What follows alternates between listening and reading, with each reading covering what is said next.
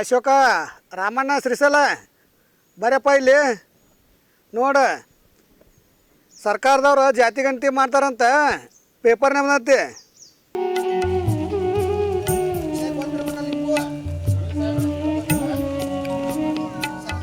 ನಾವು ಲಿಂಗಾಯತ್ರ ಗಾಣಿಗಾರ ಅದೇವ್ರಿ.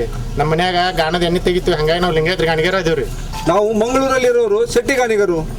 ನಾವು ಒಂದೆತ್ತು ಗಾಣಿ ಕಾಣಲ್ಲ, ನಮ್ದೇ ಶ್ರೇಷ್ಠ ಸರ್. ನಮ್ಮ ಜ್ಯೋತಿಪನ ಸರ್ ನಮ್ದು. ನಾವು ತೇಲಿಗಾಣಿಗರ್ರಿ. ಸ್ವಾಮಿಗಳು ಬಂದ್ರಿ, ಸ್ವಾಮಿಗಳು. ಸ್ವಾಮೀಜಿ ಬರ್ತಾ ಇದಾರೆ ಸರ್. ಅಜ್ಜಾರ್ ಬರ್ತಾ ಇದಾರೆ ತಡ್ರಿ. ಓ ನಮಸ್ಕಾರ ಬುದ್ಧಿ, ನಮಸ್ಕಾರ. ನಮಸ್ಕಾರ ಅಪ್ಪಾರ. ನಮಸ್ಕಾರ ರೀ. ನಮಸ್ಕಾರ ನಮಸ್ಕಾರ. ಕೂತ್ಕೊಡ್ರಿ, ಎಲ್ಲರೂ ಕೂತ್ಕೊಡ್ರಿ. ಕೆಳಗೆ ಕೂತ್ಕೊಡ್ರಿ, ಹೇಳ್ತೀನಿ. ನೀವು ಕೂತ್ಕೊಡ್ರಿ. ಹಾಂ ಕೂತ್ಕೊಳ್ಳಿ ಎಲ್ಲರೂ. ನೀವು ಯಾಕೆ ಹಿಂಗೆ ಜಗಳಾಡಕತ್ತೀರಿ? ಯಾಕೆ ಈ ಥರ ಚೀರಾಡ್ತಾ ಇದ್ದೀರಾ ನೀವು? ನೋಡಿ, ನಿಮ್ಮ ಜಗಳದಲ್ಲಿ ಯಾವುದೇ ರೀತಿ ಅರ್ಥ ಇಲ್ಲ. ನೀವು ನಿಮ್ಮಲ್ಲೇ ದ್ವೇಷ ಹುಟ್ಟಿಸ್ಕೊಂಡು ನಿಮ್ಮ ಸಮಾಜವನ್ನು ನೀವೇ ಕೆಡಿಸ್ಕೊಳಕತ್ತೀರಿ. ಇದು ತಪ್ಪು ಬೇರೆ ಎಲ್ಲಿಲ್ಲ, ಇದು ನಿಮ್ಮಲ್ಲೇ ಐತಿ. ಆಮೇಲೆ ಇದಕ್ಕೆ ಪರಿಹಾರನೂ ಕೂಡ ನಿಮ್ಮಲ್ಲಿನೇ ಐತಿ. ಹೆಂಗಂತ ಹೇಳ್ರಿ ನಿಮ್ಗೆ. ಈಗ ಆಗಲೇ ನಾನು ಬರ್ತಿರ್ಬೇಕಾದ್ರೆ ನೀವೇನಂತ ಕರೆದ್ರಿ? ಅಜ್ಜಾರು ಬಂದ್ರಂತೇಳಿ ಒಬ್ರು ಅಂದ್ರಿ, ಗುರುಗಳು ಬಂದಾರಂತೇಳಿ ಒಬ್ರು ಅಂತಂದ್ರಿ, ಬುದ್ಧಿಯರು ಬಂದಾರಂತೇಳಿ ಒಬ್ರು ಅಂದ್ರಿ, ಐನವ್ರು ಬಂದಾರಂತ ಹೇಳ್ಬಿಟ್ಟು ಒಬ್ರು ಅಂದ್ರಿ. ಇದರ ಅರ್ಥ ನಾನು ಒಬ್ಬ ಇಲ್ಲಿ, ಆದ್ರೆ ನನಗೆ ಕರೆದಿದ್ದು ನೀವು ಬೇರೆ ಬೇರೆ ಅರ್ಥದೊಳಗೆ, ಹೆಸರೊಳಗೆ. ಇದರ ಅರ್ಥ ದೇವನೊಬ್ಬ, ನಾಮ ಹಲವು ಅಂತ ಅರ್ಥ.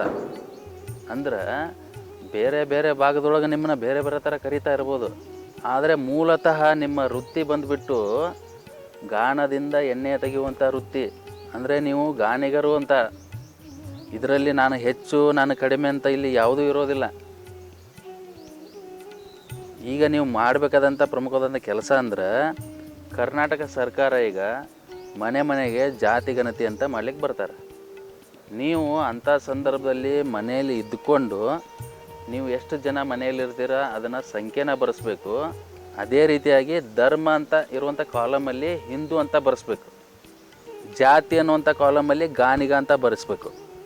ಹಿಂದೂ ಗಾಣಿಗ ಅಂತ ಬರೆಸಿದರೆ ಇಡೀ ಕರ್ನಾಟಕದಾದ್ಯಂತ ನಮ್ಮ ಗಾಣಿಗ ಸಮುದಾಯದ ಎಷ್ಟು ಜನಸಂಖ್ಯೆ ಇದೆ ಅಂತ ನಿಖರವಾದಂಥ ಮಾಹಿತಿ ಸಿಗುತ್ತೆ.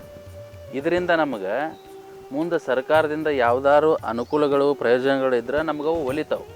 ಇದರಿಂದ ಮುಂದೆ ನಮ್ಮ ಭವಿಷ್ಯದ ಪೀಳಿಗೆಗೂ, ಅಂದರೆ ನಿಮ್ಮ ಮಕ್ಕಳಿಗಿರ್ಬೋದು, ಮೊಮ್ಮಕ್ಕಳಿಗಿರ್ಬೋದು, ಅವ್ರಿಗೂ ಕೂಡ ಇದರಿಂದ ಅನುಕೂಲಗಳಾಗುತ್ತೆ.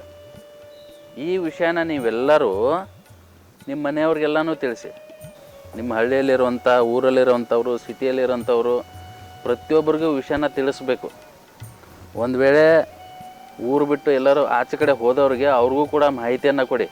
ಗಣತಿ ಮಾಡುವಾಗ ಅವರು ಬಂದು ಕೂಡ ಅವರ ಜಾತಿ ಮತ್ತು ಗಣತಿಯನ್ನು ಮೆನ್ಷನ್ ಮಾಡಿಬಿಟ್ಟು ಹೋದ್ರಂದರೆ ಕರೆಕ್ಟ್ ಆದಂಥ ಅಂಕಿ ಅಂಶಗಳು ಇದರಿಂದ ಸಿಗ್ತೈತಿ. ನೋಡಿ, ಈ ವಿಷಯನ ನೀವು ಎಲ್ಲರಿಗೂ ತಿಳಿಸೋದ್ರಿಂದ ನಾವು ಗಾಣಿಗ ಸಮಾಜದಲ್ಲಿ ಹುಟ್ಟಿದ್ದಕ್ಕೂ ಸಾರ್ಥಕ ಆಕೈತಿ.